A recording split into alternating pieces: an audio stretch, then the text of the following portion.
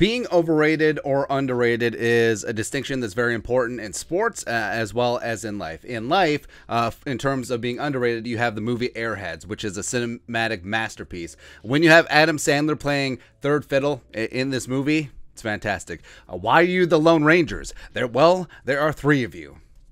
It's a great movie. You should watch it. And overrated, you got the Minnesota State Fair. I said what I said. I said what I said. And I am a straight up Minnesotan through and through. Like, if you cut me, I bleed hot dish. I should probably get that checked out. But hot ass weather, high prices, and big crowding. Now, even though I do go every year because my daughter loves it and just fantastic. But USA Today put together a couple lists of the most overrated and most underrated players on each team in the National Football League. And the Minnesota Fighting Vikings, they had some very intriguing options. So in terms of overrated, they got clown shoes up there up top. No way. No way. For the Vikings, surprisingly, it's rookie second-round pick cornerback Andrew Booth Jr. And I say surprisingly because he's not technically part of the team yet. He hasn't signed his deal. But here's what USA Today wrote. Rookie second-round draft pick Andrew Booth Jr. might be the future in Minnesota, but that doesn't mean he'll be the present. Cam Dantzler isn't the sexy pick. But he might be the most reliable at this point. I think he's kind of sexy in terms of being a pick. Sure. The needle.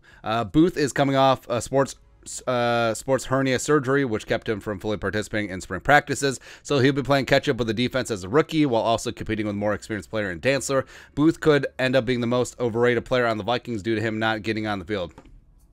I don't buy all that. I do think that Vikings fans have already baked into the cake that he missed off-season work because he's coming off that sports hernia injury. I think that the Vikings want to take it relatively slow with him, and it is going to be a case, maybe not as drastic as Zimmer in previous seasons where rookies basically had no shot, but if Booth wants to start, if he wants big-time snaps out there, he's going to have to earn them. And I don't think that he necessarily has to unseat Cameron Dantzler. I think that they could incorporate a rotation, especially with Patrick Peterson getting up there in age. Or, we've said this a bunch, I do think that Booth has the athleticism as well as the football instincts to be able to play in the slot. So, I don't know, most overrated? Nah. Well, who would I pick if I had to pick someone? I don't know, Sean Mannion. Got him. The happy run, most underrated player. And also they picked A.J. Dillon, pride of Boston College. Get the hell out of here. But for the Vikings, it's running back Kenney and Wangu, which, love it, man. Love it. This is what they wrote.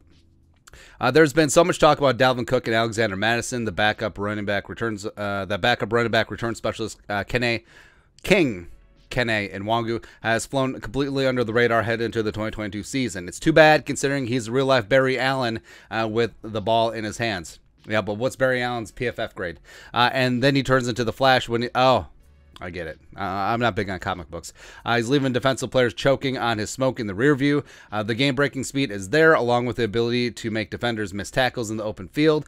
Even if he doesn't take Madison's job as the league backup, the former Iowa State standout will consistently find his way on the field more than he did last season. There's far too much playmaking ability for the Vikings to look the other way. And I think that he's correct there, where especially...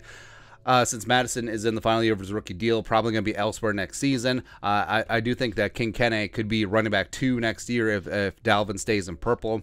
Maybe even running back 1 in terms of a committee with Ty Chandler or other running backs TBD. But Kenney, he certainly is raw, but he does have all the athleticism that you'd want. He does need to be a little bit more patient as a runner, but just by pure instinct and pure athleticism, just that foot in the dirt and then one cut and go. He was great at Iowa State. He's been great when we saw him as a running back for the Vikings on the field, and of course his kick return prowess is second to none. He should have been first team All-Pro last season, only player in the league to take 2 to the house. Also, he led the league in kick return average, but none of that matters apparently.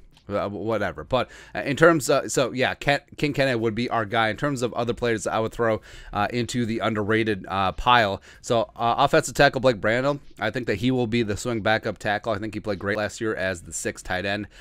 Diesel Dalvin Tomlinson, where as everything was going to pot last year, especially along the defensive line, especially run stopping, I do think that Dalvin Tomlinson played some great football during stretches. I think that he's going to have to be a leader this time around on the defensive line. Wide receiver KJ Osborne, Fact that Madden has Burt Wilson as a higher Madden rating. Nothing against Burt, but KJ, come on, man. I do think that KJ has a 1,000-yard potential to him. Kirk Cousins, underrated, mainly because everyone just poo-poos on him. Vikings fans as well as the national media, jabroni haircuts included.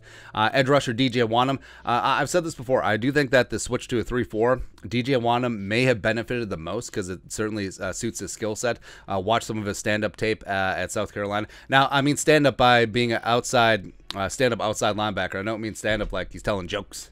He's got them jokes. And then also kicker Greg Joseph, where, I mean, everyone paints Greg Joseph with that shank with Arizona, but he was pretty damn good all season long. So big props to Greg Joseph. And he's also one of the few, say there's a handful of kickers around the league that don't have any competition on the 90-man roster headed into training camp, and there's a reason why the Vikings are stand by him. They'll stand by him. But that's it. That's taking a look at the USA Today's most overrated and underrated players on the Vikings. Let us know your thoughts and our thoughts, especially State Fair thoughts. Especially Airhead's thoughts. Degenerated. Let us know in the comment section below. Subscribe for daily Vikings takes. Want to support the work? Put a little something in the Venmo. But until next time, Skull Production Value.